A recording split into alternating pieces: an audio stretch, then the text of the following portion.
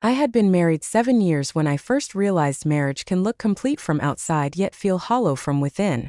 My husband was a good man in the way people define goodness: responsible, successful, never unfaithful. But goodness and presence are not the same thing.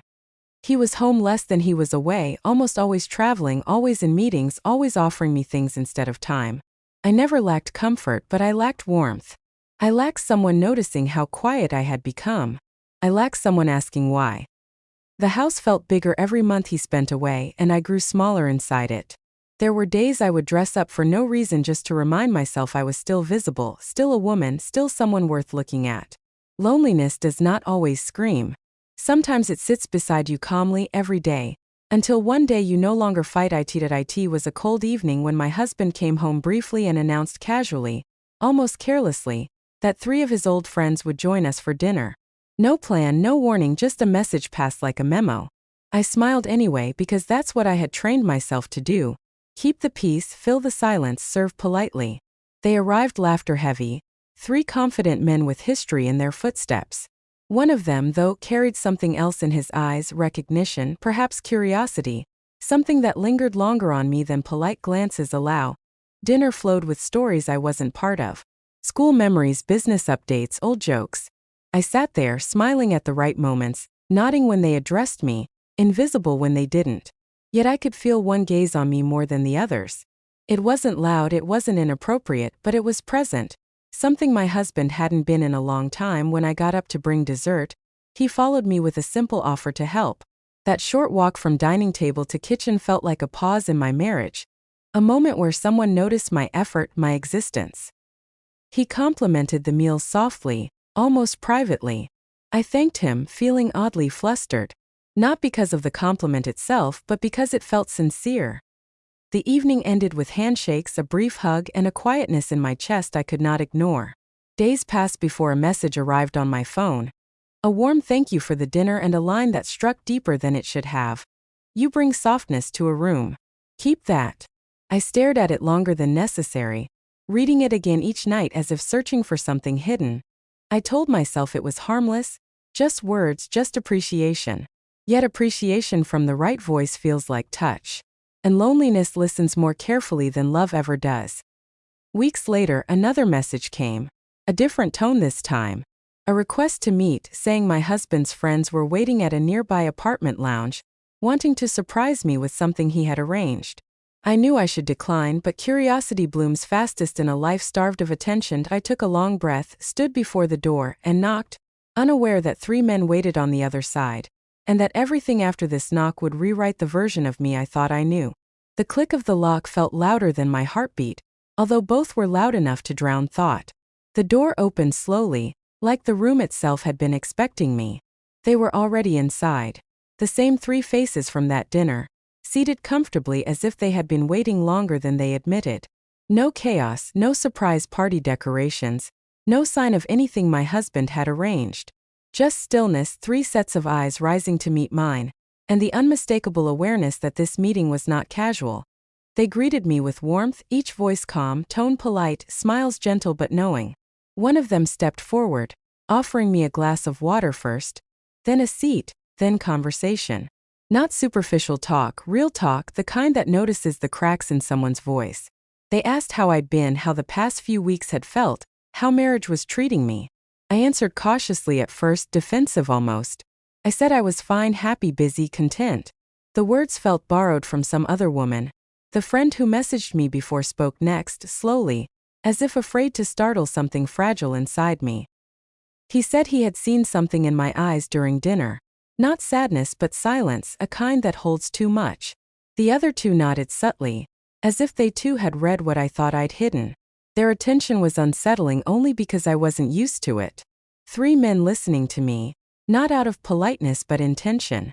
I felt seen in a way that felt both dangerous and comforting.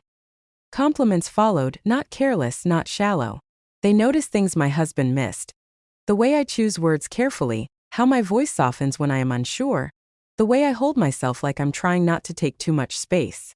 It was disarming, hearing myself described like someone worth observing. I tried to laugh it off, but it only made the room feel warmer.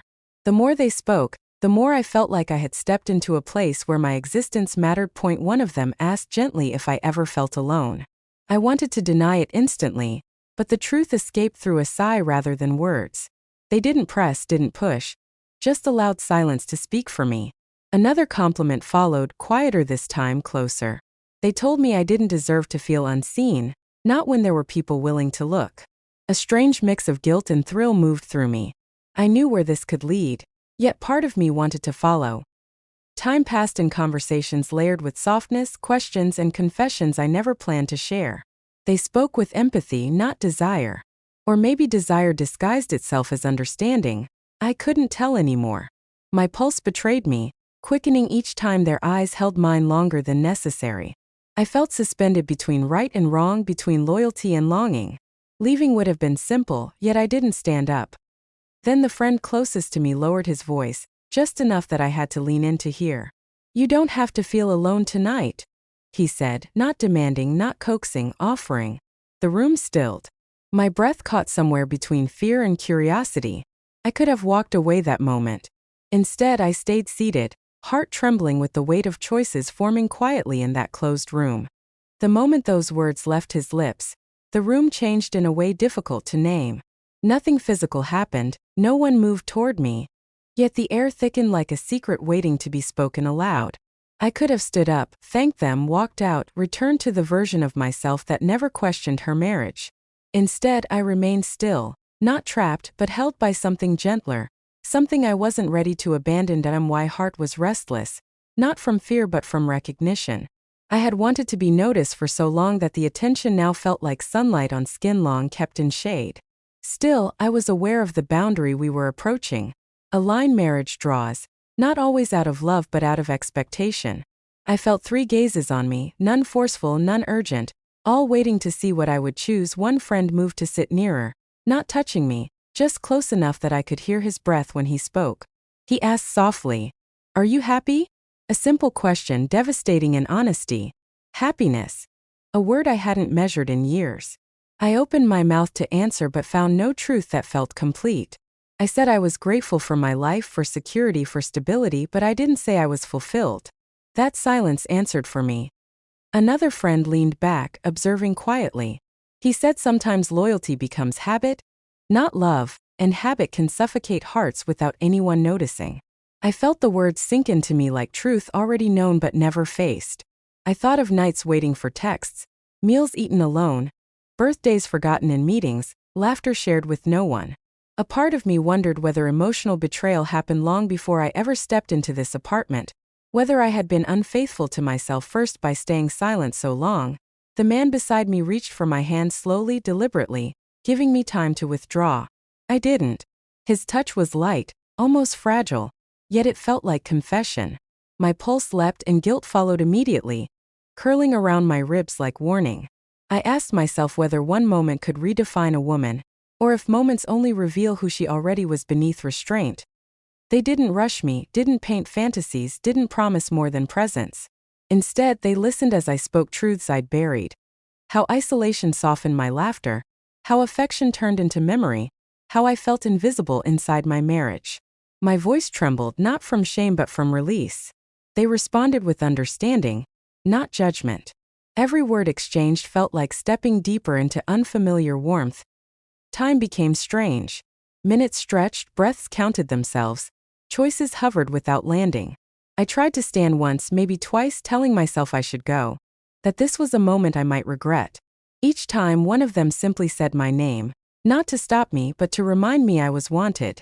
The sound of my own name spoken with intention was something I hadn't felt in years. Eventually, I realized the real decision was already made within me. Not loud, not reckless, quiet, deliberate. Heavy with longing I could no longer deny. I stayed. Not because I promised anything, not because they asked, but because for the first time in years I felt present in my own life. The room didn't erupt into chaos or passion, it softened. A silence settled over us, thick with awareness, with possibility, with betrayal shaped like comfort. I knew the line had been crossed even without defining how. My heart beat a confession no one needed to voice.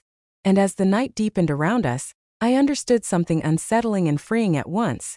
Desire doesn't always need touch to become real. Sometimes staying is enough. Morning light has a way of exposing truth without speaking. When I stepped out of that apartment hours later, the world outside looked unchanged. Cars still passing, air still crisp, sky still pale with dawn. Yet something inside me felt different, rearranged in a way I could neither celebrate nor condemn. My footsteps carried a new weight, not heavy enough to break me, but heavy enough to remind me what I had chosen by not walking away sooner. That I didn't tell anyone where I had been, and no one asked. My husband called briefly from another city, voice tired but casual, unaware that the silence between us had grown into something irreversible. I answered him gently, as if I could still pretend nothing had shifted. But every word I spoke held a tremor of realization, not of betrayal alone, but of awakening. I couldn't decide whether I felt regret or relief. Perhaps it was both, woven together tightly. The days that followed moved strangely. I found myself remembering every sentence those men said. Every moment they looked at me like I mattered. Every pause heavy with unspoken possibility. It wasn't the meeting itself that changed me. It was the reflection it forced. For years I had convinced myself that loyalty meant endurance, that silence was patience, that absence was something a woman simply learns to live with. But that room showed me a version of myself who wanted more than survival. A woman capable of longing, of choice, of crossing lines she once believed unbreakable. That I didn't return to them, though they reached out a few times with gentle messages, not demanding, not insistent, just present. A part of me wanted to go back, to feel that attention again, to exist in a place where I wasn't invisible.